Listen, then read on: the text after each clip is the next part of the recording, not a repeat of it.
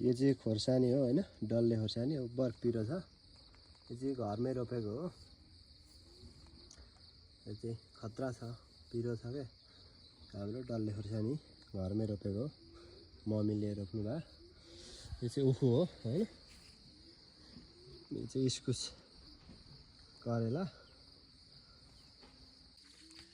यो चाहिँ बोडा हो हैन, यो कुन बोडा हो मलाई नाम पनि थाहा छैन। यो चाहिँ यस्तो हुँदैछ। यो चाहिँ सुन्तलाको बोटो हो, यो सुन्तलाको बोटो। काँक्रा चाहिँ यसपालि सानो भर्खर सानो हुँदै रहेछ क्या।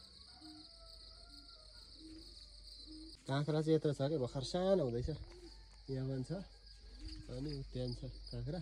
यो अर्को खोर्सानी हो, यो चाहिँ यो पनि डल्ले खोर्सानी नै हो। यस्तो खतरा फलेको छ नि हैन, यस्तो खतरा फलेको छ कि यो चाहिँ डल्ले खोर्सानी हो। यो पनि यस्तो दामी फलिरहेछ।